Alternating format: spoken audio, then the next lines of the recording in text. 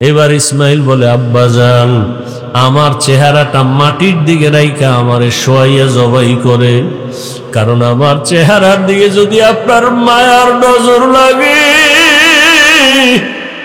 আপনি মায়ার কারণে ছুরি চালাইতে পারবেন না। আরে আপনি ছুরি চালাইতে গিয়া যদি ব্যর্থ হয়ে যান, আবার মাওলাই বেজার, পরীক্ষায় বুঝি আপনি ফেল হয়ে যাবেন। দ্রুত আমার চেহারাটা নিচে রাখবেন আর আমার হাতে পায়ে রশি দিয়া ভালো করে বাঁধেন। জবাই করতে গিয়া যদি আমার পায়ের নাড়াচাড়া আপনার শরীর মোবারকে লাগে, বেয়াদবি হয়ে যাবে। বাবার সাথে আমি বেয়াদবি করবো, এটা বরদাস্ত করা যায় না। ও বাবা আমার, হাত পাও ভালো করে বেঁধে নেন, আপনার চক্ষু দুইটাও বাঁধেন, আপনার চোখের নজর যেন আমার দিকে না পড়ে। বাবা তাড়াতাড়ি আপনি ছুরি চালান। ইসমাইল নিজে শুইয়া পড়লেন আল্লাহর মোহাব্বতের জন্য। আল্লাহ পাক রব্বুল আলামিন ছুরিরে বললেন, খবরদার আবার ইসমাইলের একটা পশমও যেন ক্ষতি না হয়। ইব্রাহিম নবী যখন ছুরি চালায় একটুও পশম কাটে না। ইব্রাহিম নবী পাথরের উপরে আঘাত করলেন, পাথরটা টুকরা টুকরা হয়ে গেল। ইসমাইলের কয়, বাবা আর একবার চেষ্টা করে আসো। আল্লাহ বুঝি আবার বেজার হয়ে গেলেন নাকি? এবার নিয়ত করছি, রক্ত হাতে না লাগা পর্যন্ত ছুরি চালাইতেই থাকবো। ও আল্লাহর বান্দারা, কেমন ঈমান, কেমন আমার মালিকের মোহাব্বত। সন্তানের ছুরির নিচে রেডি আমার মাওলার হুকুমের জন্য। এবার ইসমাইলকে যখন নিয়ত করছে রক্ত হাতে না লাগা পর্যন্ত ইসমাইলের ছাড়বে না। ইসমাইলকে আবার যখন শোয়াইয়া ছুরি চালাবে, ইসমাইল যখন মাটিতে শুইয়া পড়লেন, আসমান থেকে আমার আল্লাহ অর্ডার দিলেন, ও জিবরাইল, জলদি করে জান্নাতি একটা দুম্বা নিয়ে যাও, আমার ইব্রাহিমের ছুরির নিচে দাও, ইসমাইলের যেন কোনো ক্ষতি না হয়। জিবরাইল আল্লাহর অর্ডারে জান্নাতি দুম্বা নিয়ে রওয়ানা। জিবরাইল ভাবলেন, মনে হয় আমি যাইতে না যাইতে ইসমাইল বোধহয় জবাই হয়ে যাবে। জিবরাইল আসমান থেকে জোরে আওয়াজ দিলেন, আল্লাহু আকবার, আল্লাহু আকবার। এইভাবে আওয়াজ দেওয়া মাত্র ইব্রাহিম নবী আসমানে তাকাইয়াও তিনি আওয়াজ দিলেন, ইসমাইলও আওয়াজ দিলেন, লা ইলাহা ইল্লাল্লাহু আল্লাহু আকবার। ইব্রাহিম নবী আওয়াজ দিলেন, আল্লাহু আকবার ওয়ালিল্লাহিল হামদ। আল্লাহর কাছে তাকবীর ও কিয়ামত পর্যন্ত নারী পুরুষ সবার জন্য আল্লাহ পাক স্মৃতি হিসাবে রাইখা দিলেন। 9 তারিখ জিলহজ মাস, ফজর থেকে চালাও, নারীরা পুরুষেরাই তাকবীর পড়বা, আল্লাহু আকবার, আল্লাহু আকবার, লা ইলাহা ইল্লাল্লাহু আল্লাহু আকবার ওয়ালিল্লাহিল হামদ। প্রত্যেক ফরজ নামাজের পরে একবার করিয়া, নারীও একবার, পুরুষেও একবার। নারীরা আস্তে আওয়াজে, পুরুষেরা একটু জোরে আওয়াজ দিয়া পড়বে। 13 তারিখ পর্যন্ত আল্লাহ পাক এই পছন্দের আওয়াজকে জারি রাখলেন কিয়ামত পর্যন্ত। ইসমাইলের দুম্বা যখন জিবরাইল আসতেছে, ইব্রাহিম নবী যখন ছুরি চালায়, ইসমাইলের সরাইয়া দুম্বা দিয়া দিলেন। হঠাৎ করে দেখে রক্ত লেগে গেল, চোখ খুলে তাকায় দেখে অচেনা একটা জানোয়ার জবাই হয়ে গেল।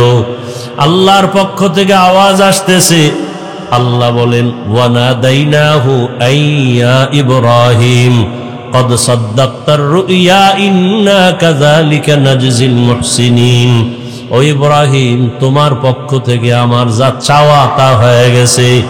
আমি সন্তানের জবাই চাই নাই, আমি চাইছি তোমার কলিজার মোহাব্বত। আমি দেখতে চাইছি তোমার অন্তরে আমি মাওলার মোহাব্বত বেশি নাকি সন্তানের মোহাব্বত বেশি। জবাই চাই নাই, যাও তাড়াতাড়ি হাজেরার কাছে চলিয়া যাও। ইসমাইলের জন্য মা হাজেরা কান্না করে, ও ইব্রাহিম, সন্তানকে মায়ের কোলে ফিরাইয়া দাও। আর বলে আসো বাদশার দাওয়াতে যাই, বিদায় বেলা বাদশার থেকে একটু হাদিয়াও তো দরকার। আমি জান্নাতে একটা হাদিয়া দিয়া দিলাম, হাজেরাকে নিয়ে এই হাদিয়া তোমরা খাও। আল্লাহ বলেন আফাদাইনাহু বিযিবহিন আযীম। ওই ইব্রাহিম নবীর কুরবানি আল্লাহ পাক বলেন লাইয়ানালাল্লাহা লুহুমুহা ওয়ালা দিমাউহা ওয়ালাকিন ইয়ানালুহুত তাকওয়া মিনকুম। ও দুনিয়ার কুরবানি দেনেওয়ালারা, আমি তোমার রক্ত চাই না, পশুর গোশত চাই না, আমি চাই তোমার কলবের তাকওয়া। তুমি কুরবানি কি মানুষকে দেখাবার জন্য দাও না, আমি আল্লাহর মহাব্বতে দাও। আমি তোমার অন্তরের মহাব্বতের পরীক্ষা নিতেছি। আল্লাহ পাক রব্বুল আলামিন বলেন ইব্রাহিম আলাইহিস সালাম সম্পর্কে, ইব্রাহিম নবী বলতেছেন, স্মরণ করো ওই সময়ের কথা। ইব্রাহিম যখন বললেন ইন্নী যাহিবুন ইলা রব্বি সায়াহদিন, আমি আমার রবের পথে রওনা দিয়েছি, রব আমার জন্য রাস্তা খুলে দিবেন অচিরেই। রব্বি হাবলি মিনাস সালিহিন, ইব্রাহিম নবী বললেন হে আমার রব, আমাকে একটা নেককার সন্তান দান করেন। ফাবাশশারনাহু বিগুলামিন হালিম, আল্লাহ পাক রব্বুল আলামিন বললেন অতঃপর আমি সুসংবাদ প্রদান করলাম একজন বিচক্ষণ ধৈর্য ধারণকারী বান্দার এক বাচ্চার। ফালাম্মা বালাগা মাআহু সা'য়া ক্বালা ইয়া বুনাইয়া, অতঃপর যখন দুইজন পৌঁছলেন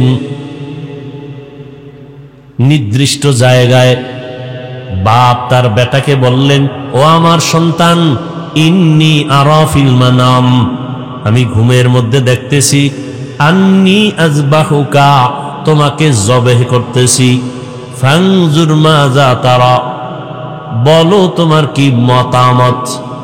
ক্বালা ইয়া আবাতি ইফআল মা তু'মার, সন্তান বললেন হে আমার বাবা, আপনি যা দেখেছেন হুকুম আসছে সে হুকুম আপনি পালন করেন।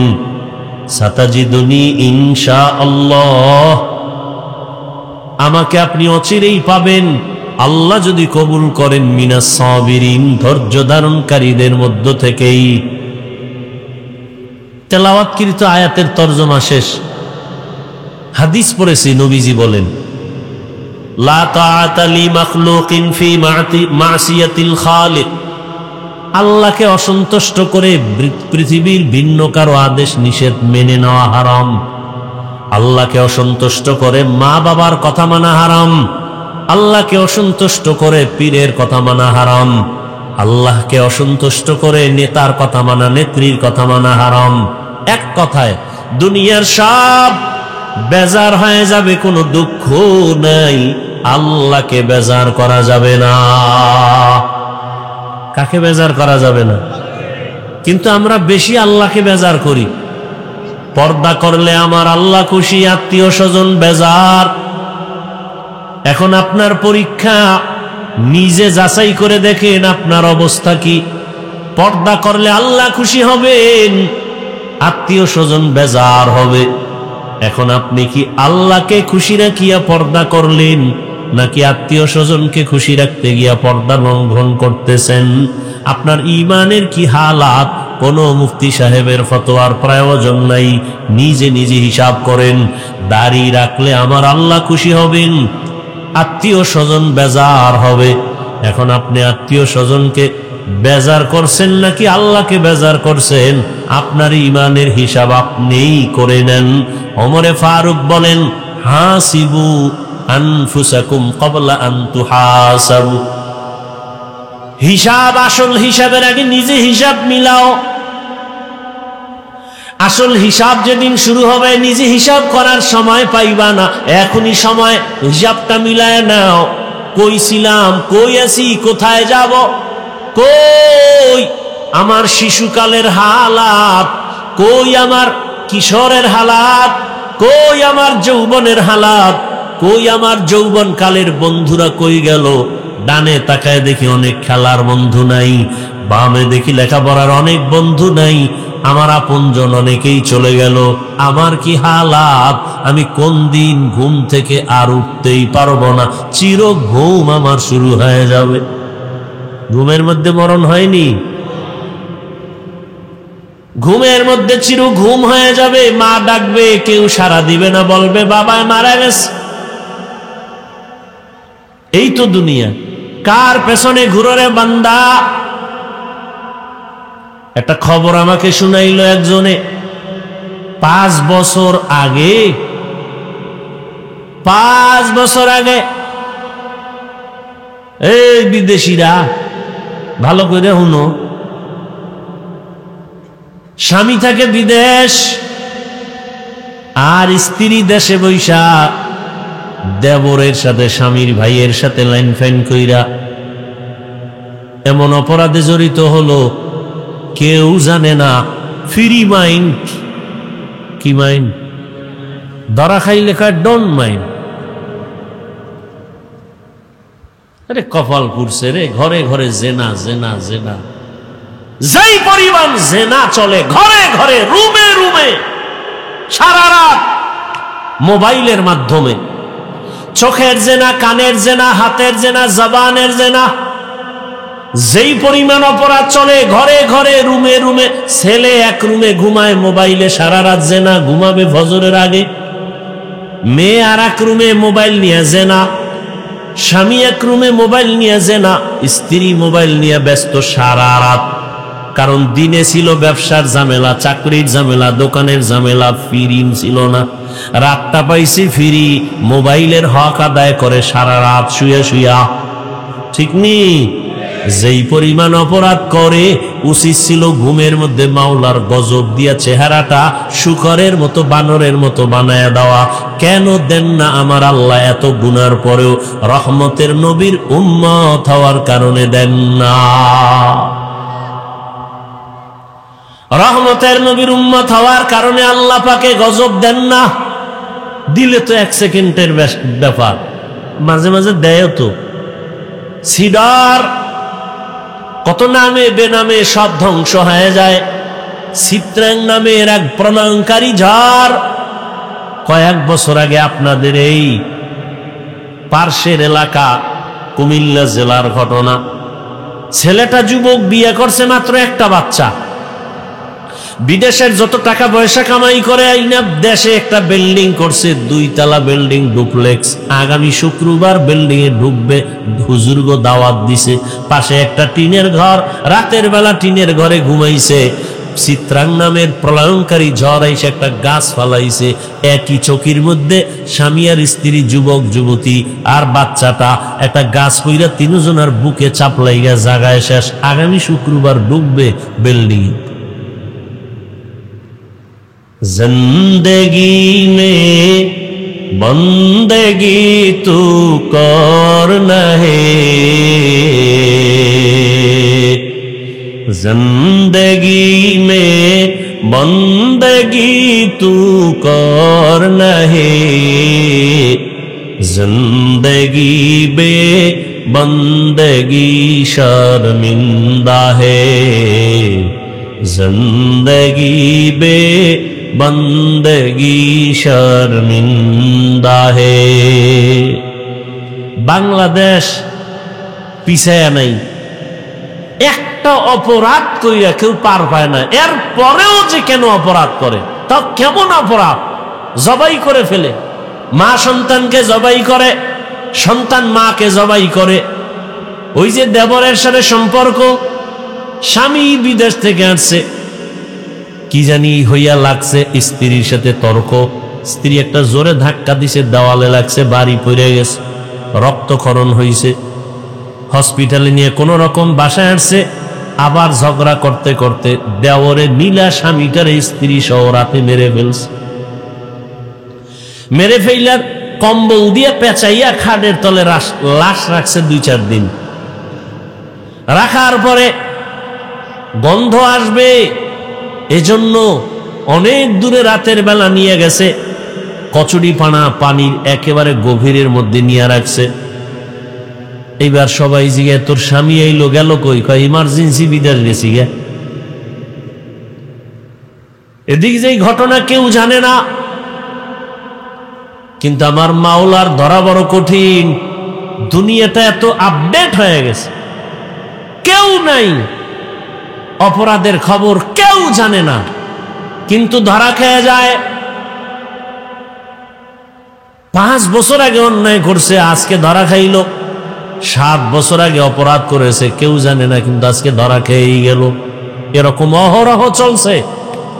যুবকরা এগুলি দেখে না, সারা রাত দিন আকাম করতে করতে সময় কাটায় মোবাইলে, এই জিনিস দেখে না।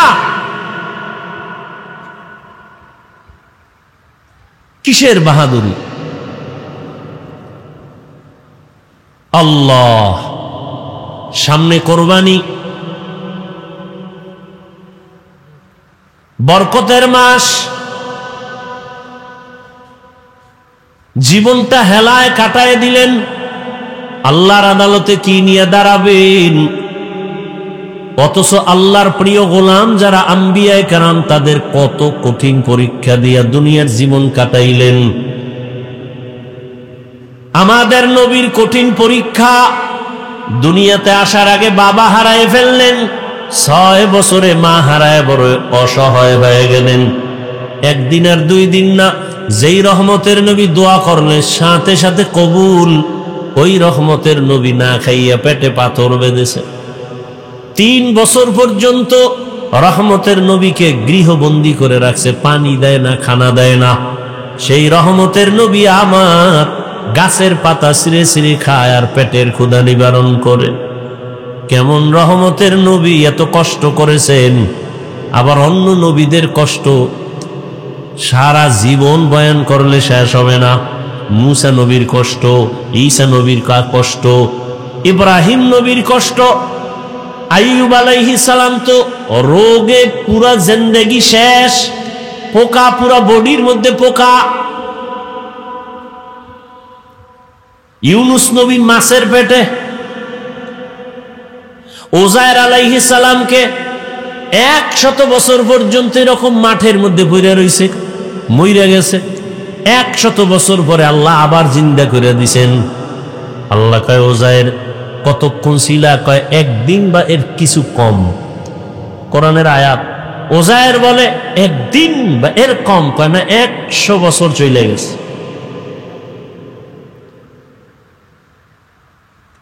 আমাদের সেই তুলনায় তো কিচ্ছুই হয় নাই।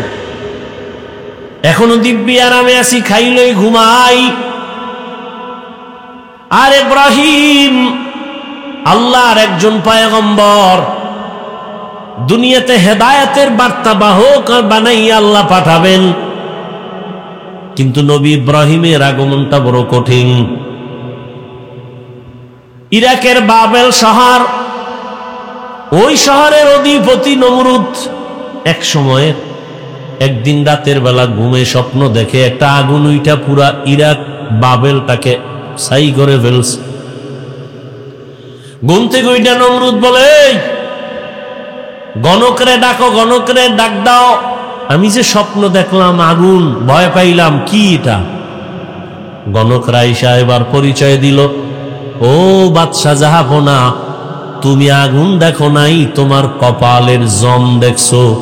এই আগুনের মতো শক্তিশালী একটা সন্তান জমিনে আসবে, তোমার সব কিছু ধ্বংস করে ফেলবে, তোমার এই বাদশাহী সব শেষ হয়ে যাবে। নমরুদ কয়, সন্তান আসবে? বলে হ্যাঁ। ছেলে না মেয়ে? কয় ছেলে। মায়ের গর্ভে আসছে? না। জমিনে? না। তাড়াতাড়ি তাহলে আশাটাই বন্ধ করে দাও।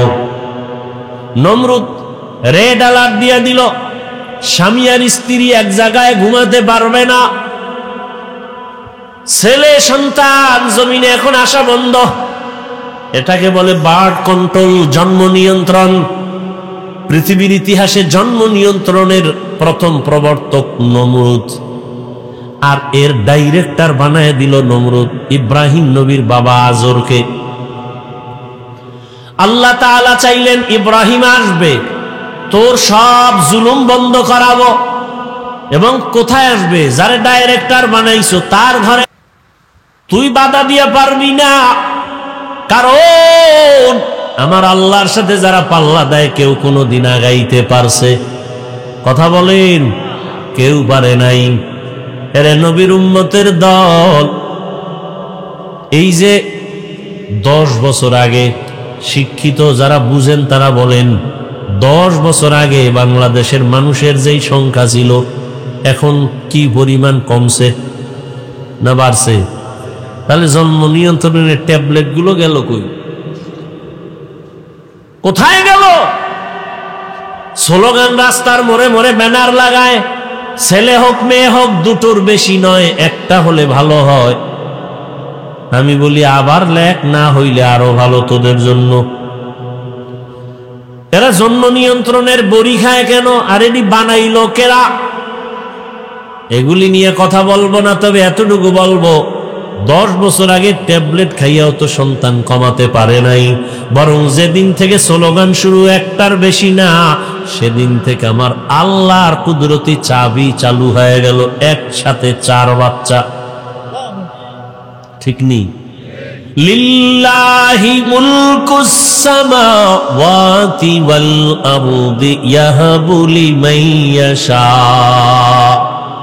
ইয়াহাবু লিমান ইয়াশাউ ইনাসাও ওয়া ইয়াহাবু লিমান ইয়াশাউ যুকুর আও ইউযাওবিজুহুম যুকরানা ওয়া ইনাসা ওয়া ইয়াজআলু মান ইয়াশাউ আকিমা ইন্নাহু আলিমুন কাদির।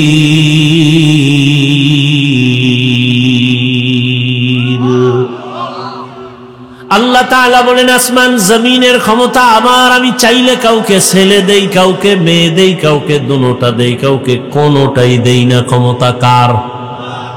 আল্লাহ যাকে সন্তান দিবেন কেউ ফিরাতে পারবে না, যাকে দিবেন না কেউ আনতেও পারবে না। ইব্রাহিম দুনিয়াতে আসবে আল্লাহর সিদ্ধান্ত।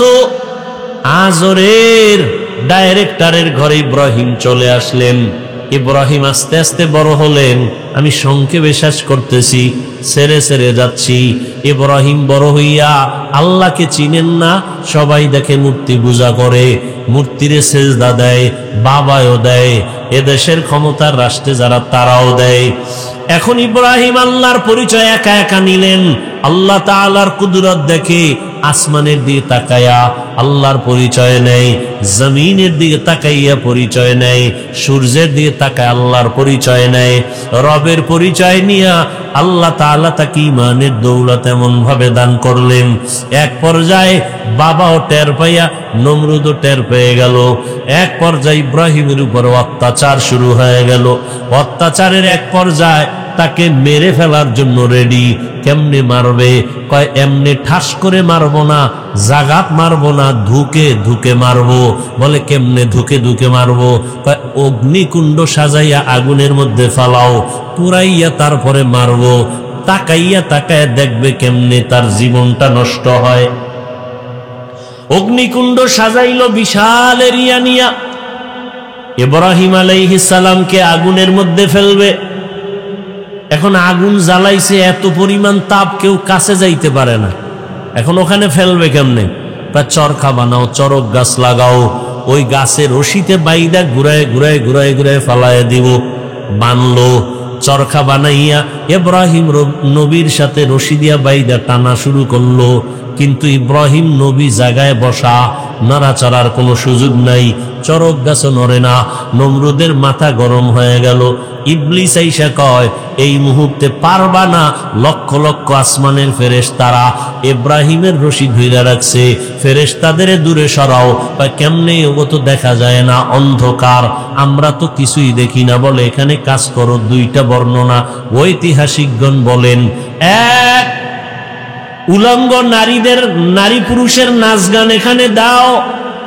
নারী পুরুষ যখন উলঙ্গ নাচ গান করবে রহমতের ফেরেশতা চলে যাবে, অটোমেটিক ইব্রাহিমকে ফেলতে পারবা। এই একটা। আর একটা বর্ণনা, এই মুহূর্তে ইব্রাহিমকে উলঙ্গ করো, যদি উলঙ্গ করতে পারো রহমতের ফেরেশতা ভেঙে যাবে, আগুনে ফেলবা। ইব্রাহিম কি উলঙ্গ করবে কে? কেউ সাহস করে না। বাবা আজর কা আমি করবো, আসো। ইব্রাহিমের এক পর্যায়ে যখন উলঙ্গ করার জন্য বাবার সামনে দাঁড়াইয়া ইব্রাহিমকে বলে তোমাকে উলঙ্গ করব। ইব্রাহিম বলে বাবা, সন্তান বিপদ পড়লে মা বাবা পাগলের মতো হয় আত্মরক্ষার জন্য, সন্তানের বাঁচানোর জন্য। তুমি আমার জন্মদাতা বাবা, তুমি আমাকে উলঙ্গ করবা, কি একটু লজ্জা লাগে না? হাজার হাজার ফেরেশতা তাকায় আছে, আমাকে লজ্জা দিও না। এক পর্যায়ে যখন ইব্রাহিমকে উলঙ্গ করেই ফেলতেছে, রহমতের ফেরেশতারা চলে গেল। চরক গাছ উঠায় যখন আগুনের মধ্যে ফেলবে, ঠিক ওই সময় জিব্রাইল কানে মুখ লাগায় বলে কোনো সহযোগিতার প্রয়োজন আসেনি। ইব্রাহিমের এখানে একটা পরীক্ষা, যদি বলে হ্যাঁ করো, আল্লাহ বেজার হয়ে যাবে। যে ছাত্র লেখাপড়ায় খুব ভালো, তার সামান্য অন্যায় শিক্ষক বরদাস্ত করতে পারে না। ইব্রাহিম আলাইহিস সালাম এখানেও পাশ করে বললেন, আরে আমি তো অন্ধ মালিকের গোলাম না, তুমি আমার সাহায্য করবা কি করবা না জানা নাই। আমার কিছুর প্রয়োজন হলে আমার মালিক আমার জন্য যথেষ্ট, তিনি আমার সবকিছু দেখতেছেন। ইব্রাহিম এইখানেও পাশ করে ফেললেন। আগুনের মধ্যে যখন ফেললো, আল্লাহ আগুনকে হুকুম করে দিলেন, কুলনা ইয়া নারু কুনি বারদাও ওয়া সালামান আলা ইব্রাহিম, আকে লুতুফে খেশরা ইজহারে কর, বাখলিল আসনারে রাগল জারে কর। আগুনের মধ্যে ইব্রাহিম পড়ে আছে দিব্যি আরামে, কোন ইব্রাহিম নবীর পশমও জ্বলে না। নমরুদ অনেক দূরের থেকে তাকায় বলে, আগুন তুই কি দুর্বল হয়ে গেলি? কয় না, ইব্রাহিম যার কথা মাইনা চলে, আমিও তো তার কথা মেনে চলি। ইব্রাহিমের আল্লাহ হুকুম দিছে জ্বালানোর, নিষেধ করেছেন পশম যেন জ্বলে না। আবার আল্লাহ যদি অর্ডার করে, তোর এই পুরা জমিন আমি জ্বালায় দিতে পারি। দীর্ঘদিন ইব্রাহিম নবী আগুনের মধ্যে থাইকা বের হলেন, সশরীরে আরামে সুস্থতার সাথে বের হইয়া। এবার কয় না, এত বড় জুলুম সহ্য করা যায় না, দেশে থাকবো না। বিদায় বিবি বিশ্ব সুন্দরী সারা, তাকে নিয়ে রওনা সিরিয়ার দেশে, ইরাক থেকে সিরিয়ায় যাবে। সাথে একজন তার ভাতিজা লূত আলাইহিস সালাম তার সঙ্গে আছেন। আল্লাহর পদে পদে বান্দার উপরে পরীক্ষা।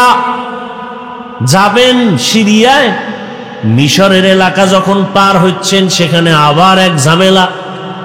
মিশরের জালেম খবর পাইছে বিশ্ব সুন্দরী সারা যায়, কয়টাকে আটকাও। আটকাইয়া লয়ে গেছে তার খাস কামরায়।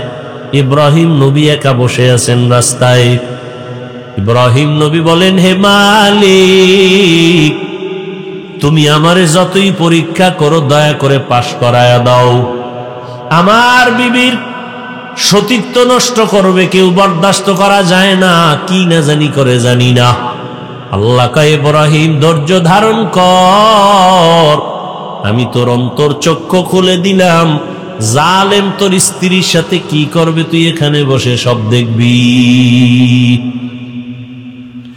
ইব্রাহিম নবী অন্তর চক্ষু দিয়া তাকায় দেখে জালেম বিশ্ব সুন্দরী বিবি সারার দিকে হাত যখন বাড়াইতে শুরু করলো, সাথে সাথে হাতটা বাঁকা হয়ে গেছে, শক্ত হয়ে গেছে। জালেম কয়, রে ও নারী, তোমার মধ্যে এমন কি মেডিসিন আছে যে আমি হাত বাড়াইলে বাঁকা হয়ে যায়? আমি আর করবো না, আমারে মাফ করো। যা, মাফ করে দিলাম। হাত আবার স্বাভাবিক হয়ে গেছে। জালেম আবার সুযোগ পায় হাত বাড়াইছে। ইব্রাহিম নবী দেখতেছেন আর দোয়া করতেছেন। এভাবে 3 বার হাত বাড়াইয়া খাঁটি তওবা করে বলে, তোমার মধ্যে এমন কি মেডিসিন আছে যে আমি তোমার কাছেও যেতে পারি না? ও পর্দার আড়ালের আম্মা জানেরা, জমিনের মধ্যে যা কিছু ঘটে বা হচ্ছে, প্রবাদ আছে তার অর্ধেক করেছে নর, অর্ধেক করেছে নারী। একটা বাগান সাজাইতে হলে জমিনের মধ্যে আদর্শ সন্তান লাগবে। আদর্শ সন্তান প্রয়োজন হলে আদর্শ মায়ের প্রয়োজন। এরে আম্মা জান, এক হাতে তালি বাজে না। স্বামী আর স্ত্রীর এক মন যদি না হয়, ওই জায়গায় ভালো সন্তান আসবে না। ওই মা সারা কতটা কঠিন এক মুহূর্তে, তার স্বামী নবীও নাই, আল্লাহর মোহাব্বতের পরীক্ষায় পাশ করার জন্য এতটা মজবুত। জালেম যখন বলে তোমার মধ্যে কি মেডিসিন আছে যে আমার হাত আগায় না, আল্লাহর বান্দি বিশ্ব সুন্দরী সারা বলে, আরে আমার মধ্যে তো কিছুই নাই, তবে আমার জানা আছে এতটুকু, আমি আল্লাহর প্রিয় একজন বান্দার স্ত্রী। আল্লাহর প্রিয় বান্দা ইব্রাহিম নবীর স্ত্রী কয়, কই তোমার সেই প্রিয় বান্দা? বলে ওই যে রাস্তায়। জালেম ভুল স্বীকার কইরা নবীরে ডাইকা মেহমানদারি করাইয়া জানতে চাইলেন সন্তান কতজন? কয় কোনো সন্তান নাই। কেন? কয় চাইছি পাই না। তখন হাজেরা নামের আল্লাহর বান্দি তাদের কাজের জন্য রাখছিল, দিয়া দিছে খেদমতের জন্য, যাও হাদিয়া দিয়ে দিলেন। এক পর্যায়ে সারার খেদমতের জন্য হাজেরারে নিয়ে রওয়ানা, সিরিয়ায় যাবে। সারা ইব্রাহিম নবীর সাথে বিবাহের জন্য দিয়া দিলেন। হাজেরার সাথে নবী ইব্রাহিমের বিবাহ হয়ে গেল। বিবাহ হইয়া সংসার চালায়, সন্তান নাই। ইব্রাহিম আলাইহিস সালামের ৮০ বছর পার হয়ে গেল। আল্লাহর কাছে একদিন দোয়া করে, রব্বি হাবলি মিনাস সলিহিন। একজন নবী হইয়া আল্লাহর কাছে দোয়া করে ভালো সন্তানের জন্য। আর আপনার আমার কি হালাত? সন্তান চাইলে হবে না, আল্লাহর কাছে ভালো সন্তানের কামনা করতে হবে। ও আল্লাহ, একটা নেককার সন্তান দাও। 10টা সন্তান হলে কি লাভ হবে যদি সন্তানের কারণে মা বাবার হাতে হ্যান্ডকাপ লাগে, পুলিশে ধরে, মানুষ যদি গালাগালি করে, সন্তানের কারণে মা বাবার ইজ্জত যদি নষ্ট হয়, এমন সন্তান 10টা হলেও লাভ নাই। আর একটা সন্তানের দ্বারা মা বাবার সম্মান যদি বেড়ে যায়, এমন এক সন্তানও যথেষ্ট। দোয়া করলেন, আল্লাহ পাক বললেন, সুসংবাদ দিলেন, অপেক্ষায় থাকো, একটা ভালো সন্তান দিচ্ছি। ফাবাশশারনাহু বিগুলামিন হালিম। ৮০ বছরের উপরে বয়সে সন্তান আল্লাহ দান করলেন, নাম রাখলেন ইসমাইল। দুনিয়াতে আসছেন অত্যন্ত সুন্দর, সুদর্শন, দেখলে কলিজা ঠান্ডা। আবার বুড়া বয়সে সন্তান পাইছে, কত মায়া। আল্লাহ পাকের পরীক্ষা আবার শুরু হয়ে গেল। সন্তানের মায়ার কারণে আমি মাওলার মোহাব্বতের মাঝে না জানি দেওয়াল হয়ে যায়, পর্দা পড়ে যায়।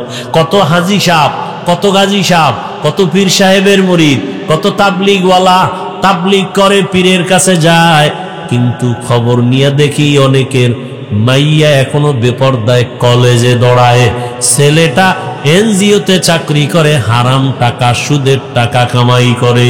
এরকম বহু টুপিওয়ালায় জমিনে আছে না নাই? সন্তানের মোহাব্বতে আল্লাহর মোহাব্বত ভাটা পড়ে গেছে।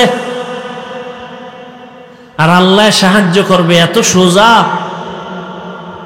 সন্তানের মোহাব্বত আল্লাহ এর জন্য সতর্ক করছেন, সাবধান। ইয়া আইয়ুহাল্লাযীনা আমানু লা তুলহিকুম আমওয়ালুকুম ওয়া আওলাদুকুম আন যিকরিল্লাহ। সম্পদ আর সন্তান থেকে সতর্ক, তোমাকে আমি মাওলার জিকির থেকে যেন দূরে সরায় না দেয়। ইন্নামা আমওয়ালুকুম ওয়া আওলাদুকুম ফিতনাহ। সাবধান। ইব্রাহিম নবী দোয়া করলেন, আল্লাহ সন্তান দিলেন। মায়া বাড়তেছে বাড়তেছে, আল্লাহর হুকুম চলে আসলো, আর রাখা যাবে না। এই স্ত্রী আর সন্তানটাকে একটা জায়গায় নির্বাসনে দাও। কোথায়? বলে আমার ঘর, জমিনের প্রথম ঘর বাইতুল্লাহ, ওখানে নিয়ে যাও। কেমন কঠিন পরীক্ষা! ইব্রাহিম নবী এতটুকু বললেন, বিবি চলো। কোথায় কোথায় টোথায় নেই, কোনো আওয়াজ নাই, বলা যাবে না। আল্লাহর হুকুমে চললেন। হাজেরা আর শিশু ইসমাইলকে নিয়ে হাঁটতে হাঁটতে হাঁটতে হাঁটতে বাইতুল্লাহ, যেই বাইতুল্লাহর চারদিকে জঙ্গল আর পাহাড়, মানুষ নাই, কোনো আলো নাই, বাতাস নাই, খাদ্য নাই, কিচ্ছু নাই, বিরান ভূমি, এক চতুর্মুখী জঙ্গল, ভয় আর ভয়। সেখানে হাজেরাকে রাইখা, শিশু ইসমাইলকে রাইখা পয়গম্বর ইব্রাহিম এবার বাড়ির দিকে রওয়ানা। কথাও বলা যাবে না, কত কঠিন পরীক্ষা আপনি চিন্তা করছেন। এবার হাজেরা জিগায়, যখন যাইতে আছে ডাক দিলেন, হে আল্লাহর নবী, আমাদের এখানে রাইখা আপনি কই যান? নবী কোনো আওয়াজ নাই, নিষেধ, মুখ খোলা যাবে না। পেছন দিক দিয়া ধরলেন, আস্তিনটাকে ধইরা যখন দাঁড় করাইলেন, আমাদের রেখে যান কেন? নবী চুপ। এক পর্যায়ে কথা যতই বলে নবী আওয়াজ দেন না। মা হাজেরা শেষ সময় বলেন, আমাদের যেখানে রাইখা যাইতেছেন এটা কি আপনার ইচ্ছা নাকি রবের হুকুম? এহে নাও, জবান খোলা যাবে না। মাথা নাড়ায় ইশারা দিলেন, হ্যাঁ রবের হুকুম। তাও মুখে বলে নাই। আল্লাহ কেমন কঠিন পরীক্ষা, শুধু ইশারায় জবাব দিলেন, হ্যাঁ আল্লাহর হুকুম। এ কথা বলা মাত্র হাজেরাও তো যেমন তেমন বান্দি না, নবীর সোহবাত। বিদায় বেলা বলেন, পয়গম্বর আপনি চলে যাবেন, দুঃখ নাই, তবে শিশু ইসমাইলের রাইখা গেলেন, একটু পানি আছে আর কিছুই নাই, আমাদের জন্য একটু দোয়া করবে। এখানে জঙ্গল, চারিদিকে পাহাড়, খানা দানা নাই, কোনো মানুষ নাই, আমি একটা মাত্র মহিলা মানুষ, আবার বাচ্চাটাও আমার শিশু, আপনার কাছে কিছুই চাই না নবী, আমাদের জন্য একটু দোয়া করিয়েন। আর যদি মাঝে মাঝে একটু মনে চায় আমি হাজেরার খবর নেওয়ার প্রয়োজন নাই, আমার সন্তান ইসমাইলের খবর নিয়ে যাইয়েন, মাঝে মাঝে আসবেন। নবী কথা বলা নিষেধ। এবার চলতেছেন, হাজেরা এখানে বসে আছেন, চিন্তায় পড়ে গেলেন, এই জঙ্গলে কোনো মানুষ নাই, পাহাড়, আমি একা ইসমাইলের নিয়ে কেমনে থাকবো? আল্লাহর কাছে দোয়াও করেন। ইব্রাহিম নবী উইঠা পাহাড়ে উঠে নিচে নামলেন, নাইমা আল্লাহর দরবারে হাত উঠায় দোয়া করা শুরু করলেন। রব্বানা ইন্নী আসকানতু মিন যুররিয়্যাতি বিওয়াদিন গায়রি যি যারইন ইনদা বাইতিকাল মুহাররম রব্বানা লিয়ুকিমুস সালাতা ফাজআল আফইদাতাম মিনান নাসি তাহবি ইলাইহিম ওয়ারযুকহুম। নবী দোয়া করলেন, দোয়া করিয়া তিনটা কথা বলে গেলেন, হে আল্লাহ, তোমার দরবারে তিনটা দোয়া করে গেলাম। আমার সন্তান, আমার স্ত্রী এখানে আছে, তুমি বাসস্থানের মানুষের ব্যবস্থা করে দিও, এবং তুমি তাদের রিজিকের পানির ব্যবস্থা করো, এবং তাদের খানার আয়োজন তুমি ফল ফ্রুটের ব্যবস্থা করিও। নবী দোয়া করে চলে গেলেন সিরিয়ায়, সারাকে নিয়ে জীবন কাটায়। হাজেরার ইসমাইল এখানে কেউ নাই, চতুর্মুখী জঙ্গল, পাহাড়। ইসমাইলের পানি পান করাইতে করাইতে শেষ হয়ে গেল, কিচ্ছু নাই, চারদিকে কোনো পানিও নাই। ও পর্দার আড়ালের আম্মা জানেরা, আল্লাহর মোহাব্বত কত কঠিন, কত কোরবানি আর ত্যাগ একজন নারী ইতিহাস কায়েম করে গেছেন। আপনারা নবী না, তবে নবীদের মায়ের মতোই তো আপনাদের মান। আপনারা তো সাহাবায়ে কেরামদের মায়ের মতো দামি নারী। আপনারা তো ইসমাইল নবীর মা হাজেরা আলাইহাস সালামের মতো দামি। আপনারা তো ঈসা নবীর মা মারিয়াম আলাইহাস সালামের মতো দামি। আপনারা তো বেঈমান ফেরাউনের স্ত্রী আসিয়ার মতো বড় দামি। আম্মাজান হাজেরা আলাইহাস সালাম কি পরিমাণ ত্যাগ স্বীকার করলেন, স্বামীর সাথে রাগও করলেন না। যখন জানতে পারলেন আমার আল্লাহর হুকুম, তখন আর কোনো আওয়াজ দিলেন না, বরং চোখের পানি বলে বললেন, ও স্বামী, আল্লাহর দরবারে দোয়া করবেন। ইব্রাহিম নবী তো দোয়া করে চলে গেলেন।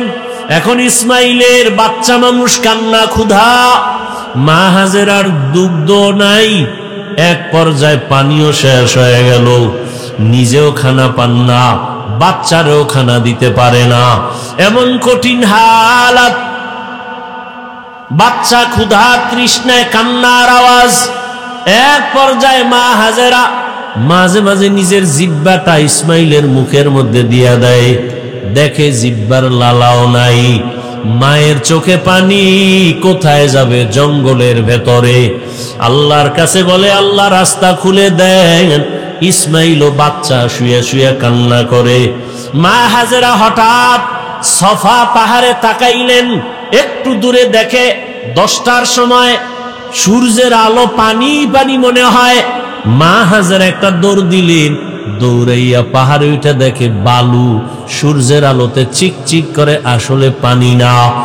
ওখানে গিয়ে আবার তাকাইলেন মারোয়া পাহাড়ে, মারোয়ায় তাকায় দেখে আবার পানির মতো দেখা যায়, আবার দৌড় দিলেন, গিয়া দেখে বালু, সূর্যের আলো পেয়ে চিকচিক করে, পানি না। আম্মাজান হাজেরা আল্লাহর মোহাব্বতে, বাচ্চার ক্ষুধার তৃষ্ণায় এভাবে কয়েকটা দৌড় দিছেন, ওই পাহাড় থেকে এই পাহাড়ে। আল্লাহর কাছে মা হাজেরার দৌড় এত ভালো লাগছে, জিব্রাইলের কয়, জিব্রাইল সাক্ষী থাক, কিয়ামত পর্যন্ত আমার হাজেরার স্মৃতিটা আমি কায়েম রাখতে চাই। দুনিয়ার জমিনে যারা আমার ঘর জিয়ারত করতে আসবে, বাইতুল্লাহ জিয়ারত করতে আসার পর আমার হাজেরা যেই পাহাড়ে দৌড় মারছে, ওই জায়গায় গিয়া যদি আমার হাজি দৌড় না দেয়, আমি কোনো হাজির হজ কবুল করব না। নবীজি বাইতুল্লাহ তাওয়াফ কইরা এর পেছনে সফা মারোয়ার সাই করা লাগে, 7টা দৌড় দেওয়া লাগে। এখান থেকে শুরু করে আবার ওই পাহাড়ে 1, ঘুরে আসবে 2, ঘুরে যাবে 3, আবার আসবে 4, আবার যাবে 5, আবার আসবে 6, আবার যাবে 7।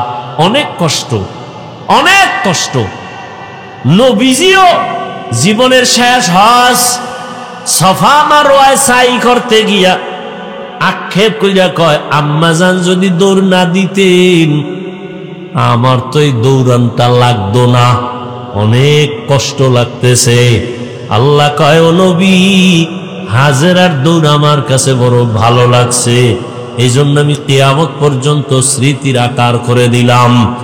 দৌড়াচ্ছে দৌড়াচ্ছে, শেষ সময় হঠাৎ শুনে বাচ্চার চিৎকারের আওয়াজ। মা হাজেরা তাকায় দেখি ইসমাইল এত জোরে চিৎকার দিল কেন? স্বাভাবিক কান্নার থেকে আরো জোরে চিৎকার। মা হাজেরা দৌড়ে গিয়া দেখে ইসমাইলের পানি, পায়ের নিচ দিয়া পানির ফোয়ারা, এত পরিমাণ পানি উঠতেছে। মা হাজেরা এবরানি ভাষা, ওই সময়ের ভাষায় ওই পানিটারে চতুর্দিক থেকে একটা আওয়াজ দিছেন। আওয়াজটাও আল্লাহর কাছে ভালো লাগছে, ঝম ঝম, তার অর্থ হলো থাম থাম। আল্লাহর কাছে শব্দটা পছন্দ হয়ে গেছে। শব্দটা ওই সময়ের ইব্রানি ভাষা, আল্লাহর কাছে পছন্দ। কিয়ামত পর্যন্ত এই পানির নাম হয়ে গেল কি? জমজম। এরে আল্লাহর বান্দা, শুধু জমজম পানি নিয়ে যদি আলোচনা করি, অনেক সময় এই বরকতের পানি, হাজার হাজার কোটি মিলিয়ন ট্রিলিয়ন বিলিয়ন পানি দুনিয়ার হাজি সাহেবরা নেয়, যেখানে পানি ওই সময় ছিল এখনো কমেও না বাড়েও না। সাহাবায়ে কেরাম রহমতের নবীকে জিজ্ঞাসা করলেন, ইয়া রাসূলুল্লাহ, জমজম পানির তলা কই? নবী বলেন, জমজম পানির তলা হাউজে কাউসারের সাথে। আরো জোরে বলো। এত বরকতের পানি, কোন জিনিস দাঁড়াইয়া পান করা নিষেধ, তবে জমজমের পানি দাঁড়ায়া পান করো। জমজমের পানির প্রায় 25টার মতো উপকার আছে। কত দামি পানি! ওলামায়ে কেরাম লেখছেন, জমজম পানিটা কাউসারের থেকেও দামি, কারণ পৃথিবীর শ্রেষ্ঠ ব্যক্তি রহমতের নবী মেরাজে যখন যাইতেছেন, আল্লাহর নবী বলেন, আমাকে জমজম কূপের পানি দিয়া ওযু বানাইলো, আমাকে শোয়াইলো চিৎভাবে, আমার বুকের মাঝখান থেকে চিরল, ভেতর থেকে কলবটাকে বের করে স্বর্ণের পেয়ালায় রাখলো, জমজমের পানি দিয়া ধুইলো, আবার ভেতরে রাখলো, আবার চাপ দিল, এমনি আবার হয়ে গেল, সেলাই লাগলো না, রক্ত গেল না, ব্যথাও পেলাম না। এইভাবে আমার অপারেশন হয়েছে কুদরতের। এটাকে বলে open heart. Open heart surgery করে লাভ দিও না, মাস্তানিয়ার বাহাদুরি অহংকারী করো না। রহমতের নবীকে আল্লাহ ওপেন হার্ট সার্জারি 4 বার করে দেখাইয়া দিছেন। এটা তোমার বাপ দাদার বানানো না, আল্লাহ আগেই ওপেন হার্ট সার্জারি রসুলকে করেছেন। কয়বার? কষ্ট হইতেছে আপনাকে? হ্যাঁ ভাইরা আমার, রহমতের নবী বলেন এই জমজম পানি আমরা পিপাসা নিবারণ করি পানি দিয়া, পেটের ক্ষুধা নিবারণ করি কি দিয়া? খানা দিয়া। কিন্তু জমজম পানি এতটা দামি যে এই পানিটা পান করলে ক্ষুধাও থাকবে না, পিপাসাও থাকবে না। জমজম পানি বান্দা তুমি ঔষধ হিসাবে ব্যবহার করো। ঔষধ কেমন ঔষধ? তোমার বিশ্বাস যেমন তেমন। কেউ যদি বলে আমি কোন ঔষধ খাবো না, আমার জমজম আমার ঔষধ, যেমন নিয়ত করবে ফলাফল তেমন। বরকতের পানি মা হাজেরাও পান করলেন, বাচ্চাটারও দিলেন, ক্ষুধাও নাই, পিপাসাও নাই। একটা দোয়া কবুল হয়ে গেছে। আর এক দোয়া ছিল মানুষ যেন এখানে এসে বসতি বানায়। ব্যবসা করতে যায় একদল মানুষ, ওই পথ পাশ দিয়া তাদের পানির প্রয়োজন, খুঁজতে খুঁজতে এসে হাজেরারে পাইছে।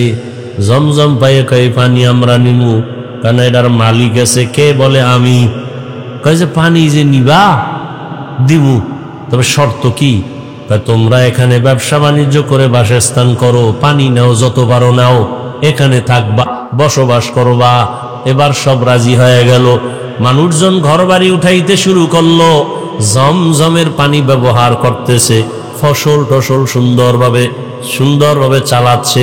এখন অনাবাদী এলাকা আবাদী হতে চলল। জমজম পানি নিয়া সবাই ব্যবহার করে, বরকতের পানি মানুষজনও ভরে গেল।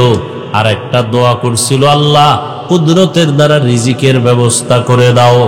এই যে জমজমের পানি, কেউ কেউ বলে ইসমাইলের শিশুর পায়ের আঘাতে উঠছে। মা হাজেরা তো দৌড়ায় পাহাড়ে, ইসমাইল যে চিল্লে পানি উঠছে টের পায় না, দূর তো। মাঝখানে একটা আওয়াজ আসছে, আওয়াজ গাইবি। হাজেরার কানে কোথার থেকে আওয়াজটা আসলো? নজর করে দেখে বাইতুল্লাহর থেকে আওয়াজ। দৌড়ে গিয়ে দেখে পানি। মুফাসসিরিনে কেরাম বলেন এটা ইসমাইলের পায়ের আঘাতের পানি না, জিব্রাইল আমিন পাখা দিয়া জোরে আঘাত করেছেন, পানি ওঠা শুরু হয়ে গেছে। মা হাজেরা এখন মোটামুটি ভালো অবস্থান, বাবার তো খবরই নেই। এবার রিজিক চাইছেন, ফল। জিব্রাইল আমিনের মাধ্যমে আল্লাহ একটা বিশাল বড় ফলের বাগান তায়েফের ময়দানে নিয়ে আল্লাহ ব্যবস্থা করে দিলেন। 12 মাস তায়েফের ময়দানের ফল, 12 মাস। সেই ইসমাইলের সময়ের বাগান, ওই সময়ের থেকে ফল শুরু হয়ে গেল। রিজিকের ব্যবস্থাও হলো, ফলের আয়োজন হলো। মা হাজেরা ইসমাইলকে বড় বানাইতে বানাইতে যখন বয়স হলো, কিতাবে আছে 13 বছর। কত? এতদিন আমরা বলতাম, এর মধ্যে বিভিন্ন মত আছে, কেউ বলছেন আরো কম, তবে 13টাই প্রসিদ্ধ। 13 বছর যখন হলো, বাবার সাথে সন্তানের কোনো কানেকশন নাই, মনের ভেতরে তামান্না মোহাব্বতের আগুন জ্বলে। হঠাৎ জিলহজ মাস শুরু হয়ে গেল, বড় দামি মাস। ওয়াল ফাজরি ওয়া লায়ালিন আশর ওয়াশ শাফঈ ওয়াল ওয়াতর, বড় দামি মাস। আল্লাহ কসম করে বলছেন এই 10 রাতের বড় দাম। এই দিমু, মোনাজাতটা দিয়ে দিমু।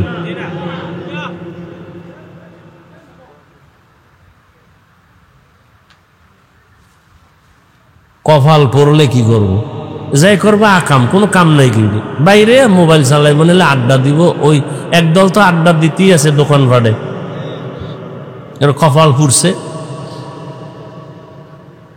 আল্লাহ হেদায়াত দান করো। আমিও কাইটে কাইটে দিয়ে আইছি, আর শেষ করে দিব অল্প টাইম। কোথায় রাখছি কথা? জিলহজ মাস শুরু হয়ে গেল, 1, 2, 3। হ্যাঁ, আজকে তো চাঁদ ধরছে না, উঠছে। জিলহজ মাসে কোরবানি যারা দিবেন, কত কথা কওয়া যায়। বাইতুল্লাহ যারা হাজী সাহেব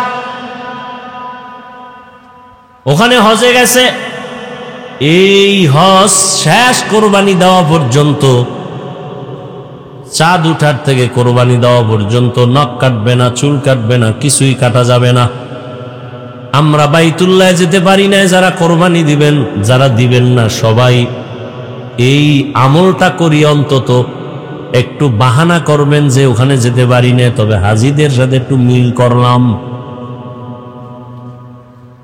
নখ চুল কিছুই কাটবেন না কোরবানি করার পরে। এর দ্বারা অনেক ফজিলত, মাওলার কুদরত। ওই বলছিলাম না, বাইতুল্লাহ মাওলার পাগলামির জায়গা, মাওলার আশেকের ইশক আর পাগলামির জায়গা বাইতুল্লাহ। দেখেন না, এই যে গোসল করবে হাজিরা, সাবান লাগানো যাবে না, তেল লাগানো যাবে না, যত ময়লা সয়লা নিয়ে এলোমেলো থাকো ততই আল্লাহর কাছে ভালো। পাগল সাজো পাগল, বুঝে না একদল, ওডির তার মার আরো ছিঁড়ে গেছে, ছিঁড়া যাইয়ে এবার আমার পিছে লাগছে। আমি মক্কার হাজিদের পাগল কইছি, ওরে এইটা হই না, আর একদল আরো ডবল পাগল হয়ে গেছে। হাফিজুর রহমান পাগল কইল কেন? তো তুই ডবল পাগল হইলি কেন? দুনিয়ার সব মানুষই তো পাগল, এখন কি যাবি? এখন যাইবা কই? এতদিন বলছি মক্কার হাজিরা মাওলার পাগল, রাস্তার ল্যাংটা পাগল না। আজ বললাম দুনিয়ার সবটি পাগল, একটা মানুষ নেই পাগল ছাড়া। কেউ চেয়ারের পাগল, কেউ ক্ষমতার পাগল, কেউ নারীর পাগল, কেউ গাড়ির পাগল, কেউ সম্মানের পাগল, কেউ সৌন্দর্যের পাগল। একটা মানুষও পাগল ছাড়া আছে? সব পাগল। নামাজ নাই, রোজা নাই, যারা ক্ষমতার পাগল, আর ঘুমের ভিতরে ক্ষমতা, নামাজে দাঁড়াইলেও ক্ষমতা। যারা নারীর পাগল, 24টা ঘন্টা নারী নিয়ে জিকির আর ফিকির। আর যারা আমার মাওলার পাগল, এরা 24 ঘন্টা শুধু আমার মাওলাকে নিয়ে জিকির আর ফিকির চলে। ইয়া এলাই মুঝসে মুঝকো দূর কর, তাকে দেখো মুঝমে তুঝকো এক নজর। ভাইরা আমার, জিলহজ মাসের 8 তারিখ রাতের বেলা ইব্রাহিম নবী স্বপ্ন দেখতেছেন, আমার রাস্তায় কোরবানি করো। ইব্রাহিম নবী, নবীদের স্বপ্ন ওহি। নবী স্বপ্ন দেখা সকালবেলা উঠে চিন্তায় পড়ে গেলেন, কি দেখলাম? স্বপ্ন তো কয়েক ধরনের, এক স্বপ্ন রহমানি, আর এক স্বপ্ন শয়তানি, আর এক স্বপ্ন নফসানি। শয়তানের পক্ষ থেকে স্বপ্ন, আর নিজের ধ্যান খেয়ালের দ্বারা স্বপ্ন, আর একটা রবের পক্ষ থেকে স্বপ্ন। নবী চিন্তায় পড়ে গেলেন, কি ওহি নাকি কোনো শয়তানের পক্ষ থেকে দেখলাম? বুঝতে পারলেন না। এজন্য এই দিনটাকে বলে ইয়াউমে তারবিয়াহ। ইয়াউমুত তারবিয়াহ, সন্দেহের দিন। পরের দিন আমার একই স্বপ্ন।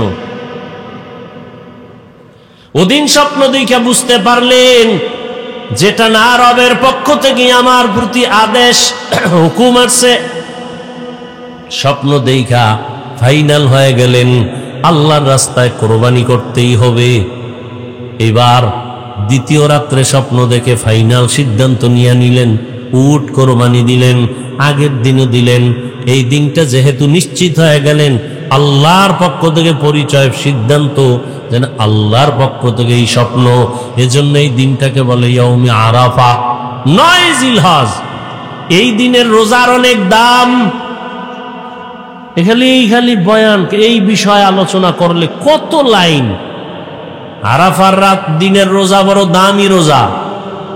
এই মাসের প্রথম থেকেই রোজা বড় দামি, আমল বড় দামি। আল্লাহ কসম খাইছেন, ওয়াল ফাজরি ওয়ালায়ালিন আশ, 10 রাতের কসম, ফজরের কসম। আরাফার দিনের ফজর কেউ বলছেন, বা হজের দিনের কসম। আল্লাহ পাক রব্বুল আলামিন ইব্রাহিমকে স্বপ্ন দেখাইলেন তৃতীয় রাত্র 10 তারিখ। ইব্রাহিম নবী স্বপ্ন দেখছেন, তখন তিনি জবে করা শুরু করলেন 10 তারিখ ইয়াউমুন নাহার। ইব্রাহিম নবী ফাইনাল যে আল্লাহ পাক আমার উট চায় না, আমার অন্তরের আসল জিনিস চায়। আমার এই জীবনে আসল তো ইসমাইল ছাড়া কেউ না।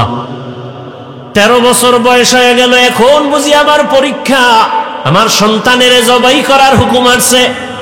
চিন্তা করেন, সন্তান জবাই করা কত বড় কঠিন। রেডি হয়ে গেলেন, কোনো প্রশ্ন নাই। সুরিয়া রশিনিয়া রওয়ানা। যাইতে যাইতে মক্কা নগরীতে হাজির। যেই এলাকা দেখছিলেন জঙ্গল, এখন দেখে মানুষের অভাব নাই, বাচ্চারা খেলাধুলা করে। এত বাড়িঘর, হাজেরার ঘর কই, ইসমাইলের ঘর কই, খবর নাই। একটা বাচ্চারে ডাইকা কয়, এখানে ইসমাইল নামের কেউ আসেনি? ভাইবা ভাইবা ভাইবা, কিছুক্ষণ পরে বলে আছে। কই ওদের ঘর আসেনি? কয় এলাকার শেষ মাথায় ছোট একটা ঘরের মধ্যে থাকে মা আর সন্তান। ওরা জানে না ইব্রাহিমকে। নবী হাঁটতে হাঁটতে গেলেন, গিয়া দেখে ইসমাইল সামনে খেলতেছেন। নবী তো দেখাই কলিজা সিরিয়া গেছে, ডাক দিয়া হাত বাড়ায় দিছে দরজার সামনে, বাবা আয়। ইসমাইল একটা দৌড় দিয়া মায়ের কাছে গেছে, চিনে না। মা হাজেরাকে নবী সালাম দিলেন, কান্না। দীর্ঘ বছর কোনো সম্পর্ক নাই, কত কষ্ট করে করে আমি জীবন কাটাইছি। ইসমাইলের কয়, চিনো নারী বাবা, যাও তোমারে নি। বাবা ইব্রাহিম নবী যায় না। এক পর্যায়ে যখন কান্নার অবস্থা, ইব্রাহিম নবী চিন্তা করলেন, মায়ায় যদি পইরা যাই না জানি আল্লাহর পরীক্ষায় ফেল করি। হাজেরাকে ডাক দিয়ে কয়, হাজেরা দেরি করা যাবে না, ইসমাইলের সুন্দরভাবে সাজায়া পড়ায়া দাও, সুন্দর পোশাক পরায়া দাও, বাদশার দাওয়াতে যাব। আল্লাহর দাওয়াত কয় নাই, ঘুরায় কইছে বাদশার দাওয়াত। মনে করছে দুনিয়ার কোনো বাদশার দাওয়াত। মা হাজেরা বাবার সাথে ছেলে যাবে দাওয়াতে, রাজকীয় কোনো দাওয়াত। মনের আবেগ দিয়া সন্তানটারে এমন ভাবে গোসল করাইয়া সাজায় পড়াইয়া দিলেন। এবার বাবার হাতে তুইলা দেয়, সন্তান ঘর থেকে বাবার সাথে রওয়ানা। মা হাজেরা ঘরের বাইরে নাই না, চোখের পানি মুছে আর কান্না করে।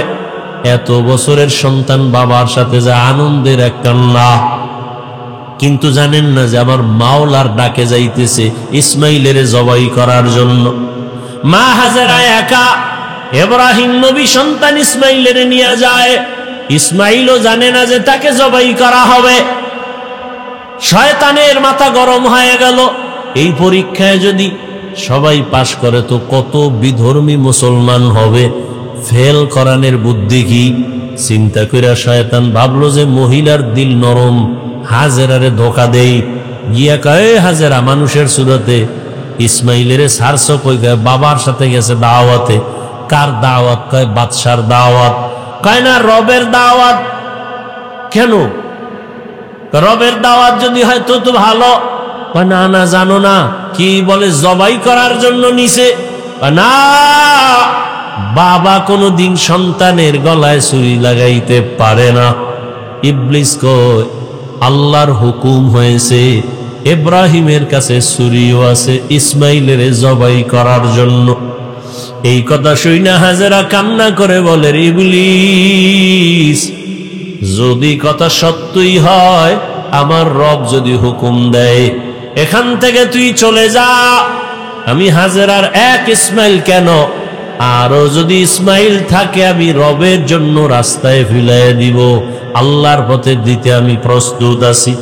শয়তান পারল না, ধোকা দিয়া চলে গেল ইব্রাহিম নবীরে ধোকা দিতে, ইসমাইলেরে দিতে গিয়া ইসমাইলের কয় তোর বাবা তোরে জবাই করবে, কই যাও? ইসমাইল ডাক দিয়ে কয় বাবা আপনি কি আমাকে জবাই করতে নেন? ইব্রাহিম নবী বলে শয়তান ধোকা দেয়, তাড়াতাড়ি পাথর মারো। এবার পাথর নিক্ষেপ করলেন 7টা। ইব্রাহিম নবী 7টা পাথর নিক্ষেপ করলেন, আবার আরেক জায়গায় ধোকা, ওখানে আবার পাথর, এভাবে 3 জায়গায়। আল্লাহর কাছে আমলটা পছন্দ হওয়ার কারণে কিয়ামত পর্যন্ত স্মৃতি আল্লাহ দিয়ে দিলেন। হাজী সাহেবরা এই 3 জায়গায় পাথর না মারলে একজন হাজির হজ কবুল হবে না। এবার চলে গেলেন মিনা বাজারে, সন্তানকে জবাই করে দেওয়ার জায়গা। জবাই করবে ঠিক এমন সময় ইব্রাহিম নবী একটু চিন্তা করলেন, ইসমাইলের একটু মতামতটা নিয়ে নেই, দেখি আমার সন্তানের কি মতামত। এইবার সন্তানের ডাইরেক্ট বলতেছে ইন্নী আরা ফিল মানামি আন্নী আযবাহুকা ফানজুর মাযা তারা। ও বাবা আমি স্বপ্নে দেখছি তোমাকে জবাই করতেছি, তোমার মতামত কি? কত কঠিন। বাচ্চা ইসমাইল 1 সেকেন্ডের জন্য চিন্তা না করে দ্রুত বলে ফেললেন ইয়া আবাতি ফাআল মা তুমার। বাবা তাড়াতাড়ি আপনাকে যে আদেশ করা হয়েছে পালন করেন। সাতাজিদুনি ইনশাআল্লাহু মিনাস সাবিরিন, অচিরেই আমাকে পাবেন ইনশাআল্লাহ ধৈর্য ধারণকারীদের অন্তর্ভুক্ত। এরে আল্লাহর বান্দা, এখানে অনেক কথা। ইব্রাহিম নবীকে আল্লাহ পাক স্বপ্নে দেখাইলেন কেন, ডাইরেক্ট বললেন না কেন? আবার ইসমাইলকে জিজ্ঞাসা করলেন কেন? আল্লাহর হুকুমের বেলায় জিজ্ঞাসা করলেন কেন? এখানে তো জিজ্ঞাসা করার কোনো যুক্তিকতা নাই, আল্লাহ অর্ডার করছে পালন করো। আবার ইসমাইল স্বপ্নের কথাটাকে এত গ্যারান্টি দিল কেন? অনেক কথা এখানে। ইসমাইল নবী বললেন আব্বাজান আমাকে দ্রুত আপনি যা দেখছেন হুকুম পালন করেন। বাবাই বলছে আমি স্বপ্নে দেখছি জবাই করতে। ইসমাইল বলে আপনাকে যে হুকুম দেওয়া হয়েছে তা পালন করেন। দেখছে স্বপ্ন, কিসের হুকুম? 13 বছরের সন্তান। অনেক কথা এখানে, হিকমত, এগুলোর জবাব এখন দেওয়ার সময় নেই। ইসমাইল বইলেই চোখের পানি ছেড়ে দিছেন। ঐতিহাসিকগণ লিখেন ইসমাইল বলে বাবাজান যদি আমাকে এই কথাটা বাড়িতে বসে বলতেন, আমি আমার দুঃখিনী মায়ের থেকে একটু বিদায় সালাম দিয়া আসতাম। আমার মা কত কষ্ট করে আমাকে বড় বানাইছেন। মানুষ ছিল না, জঙ্গল পাহাড়, পানিও নাই, খানা নাই। আম্মা জানের থেকে আসছি, সালাম দিতে পারলাম না। আম্মা জান আমারে না পায় জানি পাগলনির মতো হয়ে যায়। আব্বা জান আমার আম্মার কাছে আমার সালাম পৌঁছাইয়া দিয়ে আমাকে তাড়াতাড়ি জবাই করে দেন, আর বাড়ি যাইয়া আমার আম্মারে আমার সালাম জানাইয়ে। আর আমার আম্মা যদি আমারে না পাইয়া চোখের পানি ছেড়ে কাঁদে, আপনি আমার আম্মার সাথে রাগ করবেন না। আমার আম্মারে বুঝায় বলবে ইসমাইল সালাম দিছে। দুনিয়ায় সন্তান কতদিন থাকে, কিয়ামতের ময়দানে মোলাকাত হয়ে যাবে। আব্বাজান আমার আম্মার কাছে আপনি এই বার্তা পৌঁছে দিয়েন। আমার আম্মা অনেক কান্না করবে আমাকে না পাইয়া। ইতিহাসবিদরা বলে আবার ইসমাইল কথাও বলছেন আমার রক্তের জামা মাখা আমার মায়ের কাছে দিয়েন, আমার মা দেখে একটু কলিজা ঠান্ডা করবে। এবার ইসমাইল বলে আব্বাজান আমার চেহারাটা মাটির দিকে রাইখা আমারে শোয়াইয়া জবাই করে, কারণ আমার চেহারার দিকে যদি আপনার মায়ার নজর লাগে, আপনি মায়ার কারণে ছুরি চালাইতে পারবেন না। আরে আপনি ছুরি চালাইতে গিয়া যদি ব্যর্থ হয়ে যান, আবার মাওলাই বেজার, পরীক্ষায় বুঝি আপনি ফেল হয়ে যাবেন। দ্রুত আমার চেহারাটা নিচে রাখবেন আর আমার হাতে পায়ে রশি দিয়া ভালো করে বাঁধেন। জবাই করতে গিয়া যদি আমার পায়ের নাড়াচাড়া আপনার শরীর মোবারকে লাগে, বেয়াদবি হয়ে যাবে। বাবার সাথে আমি বেয়াদবি করবো, এটা বরদাস্ত করা যায় না। ও বাবা আমার, হাত পাও ভালো করে বেঁধে নেন, আপনার চক্ষু দুইটাও বাঁধেন, আপনার চোখের নজর যেন আমার দিকে না পড়ে। বাবা তাড়াতাড়ি আপনি ছুরি চালান। ইসমাইল নিজে শুয়া পড়লেন আল্লাহর মোহাব্বতের জন্য। আল্লাহ পাক রব্বুল আলামিন ছুরিরে বললেন, খবরদার আবার ইসমাইলের একটা পশমও যেন ক্ষতি না হয়। ইব্রাহিম নবী যখন ছুরি চালায় একটু পশম কাটে না। ইব্রাহিম নবী পাথরের উপরে আঘাত করলেন, পাথরটা টুকরা টুকরা হয়ে গেল। ইসমাইলের কয়, বাবা আর একবার চেষ্টা করি, আসো। আল্লাহ বুঝি আবার বেজার হয়ে গেলেন নাকি? এবার নিয়ত করছি, রক্ত হাতে না লাগা পর্যন্ত ছুরি চালাইতেই থাকবো। ও আল্লাহর বান্দারা, কেমন ঈমান, কেমন আমার মালিকের মোহাব্বত। সন্তানের ছুরির নিচে রেডি আমার মাওলার হুকুমের জন্য। এবার ইসমাইলকে যখন নিয়ত করছে রক্ত হাতে না লাগা পর্যন্ত ইসমাইলের ছাড়বে না। ইসমাইলকে আবার যখন শোয়াইয়া ছুরি চালাবে, ইসমাইল যখন মাটিতে শুয়া পড়লেন, আসমান থেকে আমার আল্লাহ অর্ডার দিলেন, ও জিবরাইল জলদি করে জান্নাতি একটা দুম্বা নিয়ে যাও, আমার ইব্রাহিমের ছুরির নিচে দাও, ইসমাইলের যেন কোনো ক্ষতি না হয়। জিবরাইল আল্লাহর অর্ডারে জান্নাতি দুম্বা নিয়ে রওয়ানা। জিবরাইল ভাবলেন, মনে হয় আমি যাইতে না যাইতে ইসমাইল বোধহয় জবাই হয়ে যাবে। জিবরাইল আসমান থেকে জোরে আওয়াজ দিলেন, আল্লাহু আকবার, আল্লাহু আকবার। এইভাবে আওয়াজ দেওয়া মাত্র ইব্রাহিম নবী আসমানে তাকাইয়াও তিনি আওয়াজ দিলেন, ইসমাইলও আওয়াজ দিলেন, লা ইলাহা ইল্লাল্লাহু আল্লাহু আকবার। ইব্রাহিম নবী আওয়াজ দিলেন, আল্লাহু আকবার ওয়ালিল্লাহিল হামদ। আল্লাহর কাছে তাকবীর ও কিয়ামত পর্যন্ত নারী পুরুষ সবার জন্য আল্লাহ পাক স্মৃতি হিসাবে রাইখা দিলেন।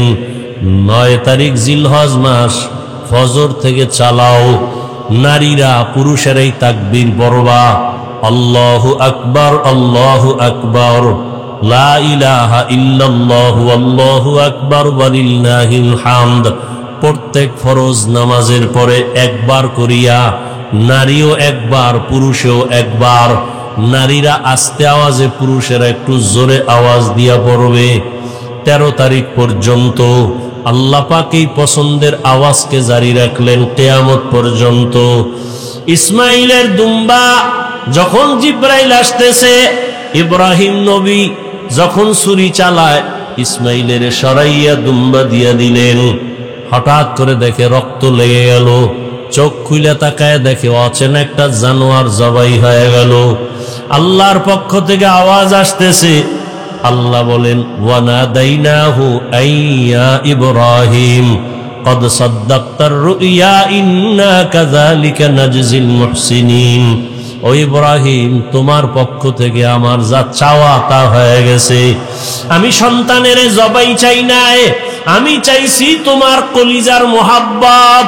আমি দেখতে চাইছি তোমার অন্তরে আমি মাওলার মোহাব্বত বেশি নাকি সন্তানের মোহাব্বত বেশি। জবাই চাই নাই, যাও তাড়াতাড়ি হাজেরার কাছে চলিয়া যাও। ইসমাইলের জন্য মা হাজেরা কান্না করে, ও ইব্রাহিম, সন্তানকে মায়ের কোলে ফিরাইয়া দাও। আর বলে আসো বাদশার দাওয়াতে যাই, বিদায় বেলা বাদশার থেকে একটু হাদিয়াও তো দরকার। আমি জান্নাতি একটা হাদিয়া দিয়া দিলাম, হাজেরাকে নিয়ে এই হাদিয়া তোমরা খাও। আল্লাহ বলেন আফাদাইনাহু বিযিবহিন আযীম।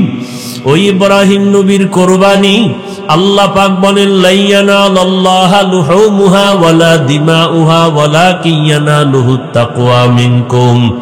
ও দুনিয়ার কুরবানি দেনেওয়ালারা, আমি তোমার রক্ত চাই না, পশুর গোশত চাই না, আমি চাই তোমার কলবের তাকওয়া। তুমি কুরবানি কি মানুষকে দেখাবার জন্য দাও না, আমি আল্লাহর মহাব্বতে দাও। আমি তোমার অন্তরের মহাব্বতের পরীক্ষা নিতেছি। আমি তোমার গোশতের পরীক্ষা নেই না, রক্তের কিছুই নেই না, আমি আল্লাহ তোমার অন্তরের তাকওয়া চাই। ও আল্লাহর বান্দারা, আল্লাহর মহাব্বত নিয়া এখনো সময় আছে। সন্তানের মায়ায় পড়িয়া, মা বাবার মায়া, পরিবারের মায়ায় আল্লাহর রহমত থেকে অনেক দূরে এখনো তওবা করেন। ও যুবক বাবারা, পর্দার আড়ালের মা বোনেরা, আল্লাহর কাছে তৌফিক চান, আল্লাহ হাজেরার মতো আদর্শওয়ালা আমাদের নারীদের বানাও। ও যুবক বাবারা, দোয়া করো, আল্লাহকে বলো ইসমাইল নবীর আদর্শওয়ালা বানায়া দাও। মুরব্বীরা দোয়া করেন ইব্রাহিম নবীর কলিজার আদর্শ আমাদের দান করো। তোমার মোহাব্বতের পরীক্ষায় কামিয়াব বানায়া দাও। জীবনে যত অপরাধ করেছো টাকার মায়ায়, সন্তানের মায়ায়, আজকে থেকে তওবা করো আর নামাজ ছাড়বা না। মা বাবার মায়ায় পড়ে আল্লাহকে ভুলবা না। পরিবারের মায়ায় পড়িয়া আল্লাহর রহমত থেকে দূরে যাইবা না। ও যুবক বাবারা, কয়দিন আর গুনাহ করবা? শখ লাগায় তো কম গুনাহ করো নাই। মনের চাহিদায় কত গুনাহ করেছো, আর কত মরণ কি তোমার হবে না?